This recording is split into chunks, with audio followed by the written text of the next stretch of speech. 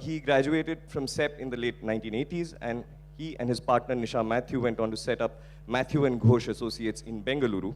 Uh, they themselves say they're concerned with physio-social context and also the purposing of technology towards poetic possibility. To my mind, this all came together for me when they converted the Bangalore Central Jail into what it now stands for, which is the Freedom Park. Ladies and gentlemen, please help me welcome Soumitro Ghosh. Good evening, everyone, and it's a pleasure to have met a lot of friends and making new friends. And thanks, Abhinav, for a fantastic idea. So, from a practice which does less than one project per year, that's been the kind of average. So, it's a tough call to be able to present some of the work.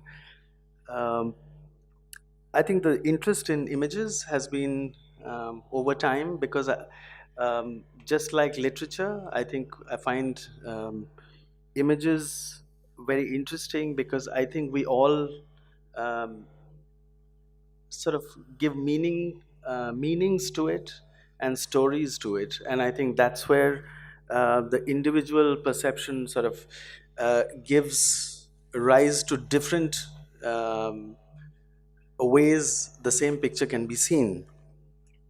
My journey actually begins, which I'll take you through, um, um, a few projects and what actually is a prelude to this whole practice, which begins almost 2 decades before I was born, um, from the time of independence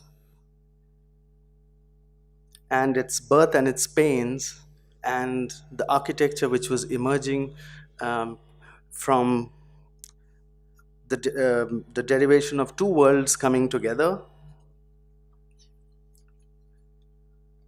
And slowly, with time, land, which was a generator of food, was to become um, an industrial economy, and the ensuing displacement of people. The architectural beginnings of a newborn country.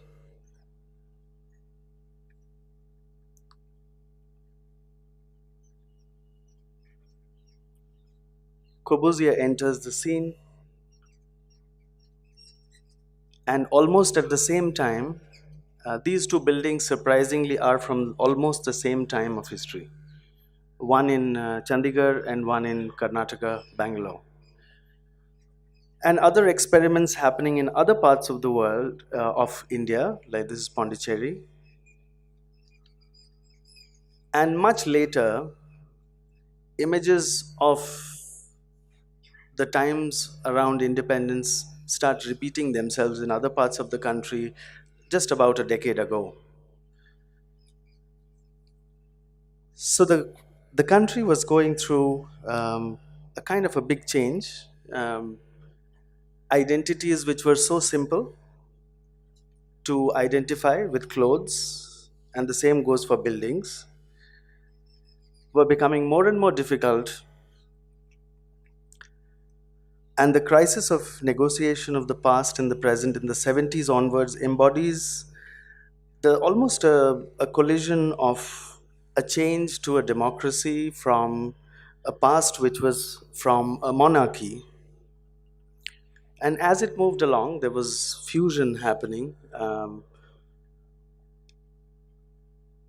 and the world was giving India a new image where, sorry, images of reality and kind of hyper clean image was sort of coming together, and this conflict of cultures or distance or displacement was being played out in various films in India, which I find as a great resource beyond photography and art. And while on the right is the ideal family, which has to have a very good looking father in law and daughters in law, But the image on the left is perhaps more significant to record um, how the individuality is actually taking over much more than um, this glossy version. And realities were being played out and simultaneously in films, transporting ourselves to another better world or a different world in moments of happiness is very common.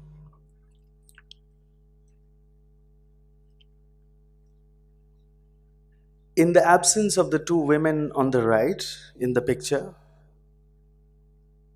it would be difficult to locate the building where it belongs to in India. So there was a kind of growing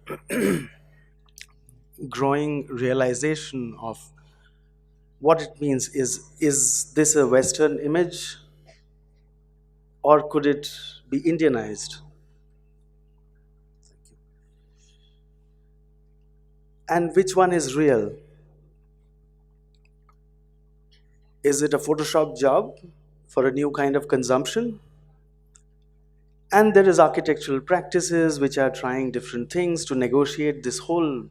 It's, I think this moment and the years of confusion and this so many things happening in different ways, and everybody's trying to figure out their own way out.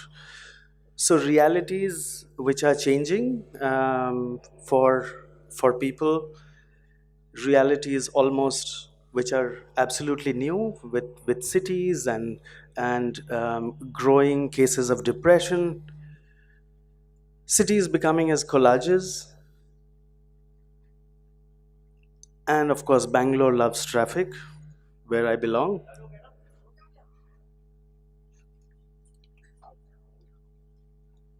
and a new emergence of authenticity, an authenticity of place and time, which is being played out, which is very, very local. And the distortions which start appearing, that's from a Kannada film on the left.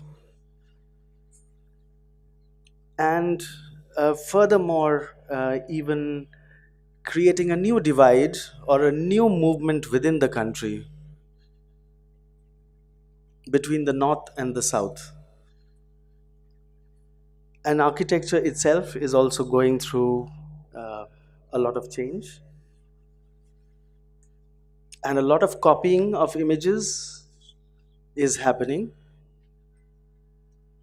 And not only that, it repeats itself to reinforce certain ideas of love, but parallelly there are intensely interesting experiments happening. That's Sudarshan Chetty's work. And architects in India have their own demons to deal with, and perhaps the little more local demons, inspiring as well as confusing. So I will talk about a few works which just look at the idea of light as a resource for creation of space. This is the first project that's which we had done, a house.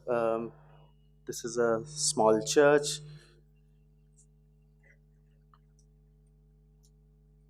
a place for congregation, and with no holy values attached to the space itself.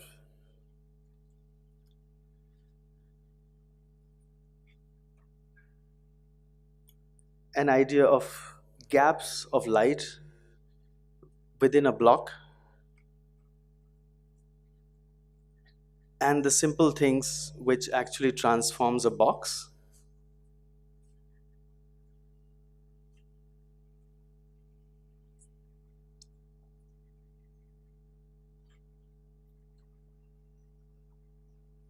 So when this building was finished, and there was the art was actually consuming the space completely, and my friend who's an artist who worked on this, and he was just shocked that uh, a very abstract space was now becoming so overpopulated. with images and objects. This is a recycled building. The two buildings were actually absolutely, they were like twins. This is the transformation. It is just to introduce the idea of light and introducing new bones into the flesh of the building. So it has been carefully worked inside and within, from the skin to the center.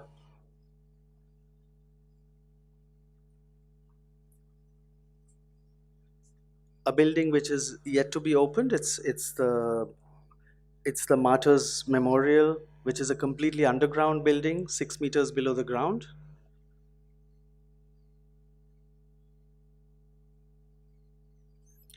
So it's like a hollow, which is to keep it as a garden for the city, and yet create a space which would be extremely quiet to pay homage to all the martyrs since 1947.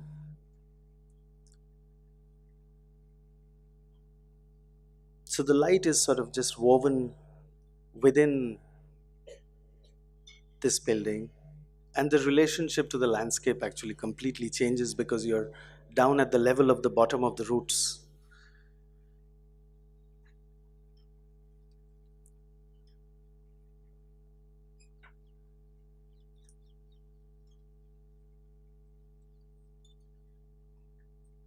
And that's my fear, that one day, because it's a government building, it might just become a lovely swimming pool. And when one looks at, I did a project which is to actually revive an old orphanage, a conservation work where actually it shifts from the idea of light to more the idea of structure and delicate handling of simply the details to bring it back to life and to give it a new life for a much longer. So it's a single-handed project, 140 site visits, done alone mostly. So it's all about little details which actually play out in this.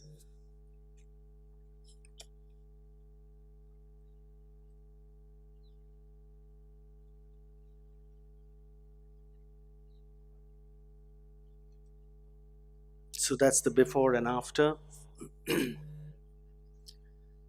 I end this thing with the last project, which is a house, and the client said that I want a house which is about darkness.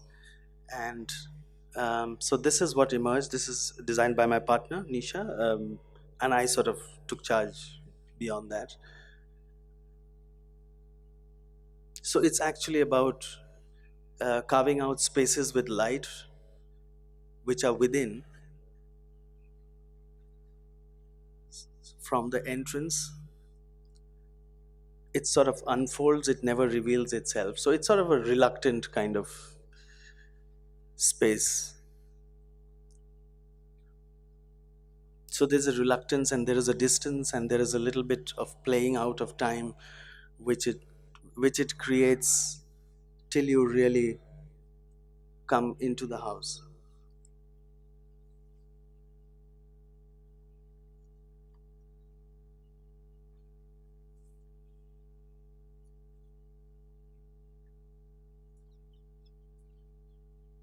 And how the place changes in the evening. That's the bar. And I'm going to leave you with a short film. This is so cheers to you all for making it. This is what I do when I don't have work. Could we start the film, please?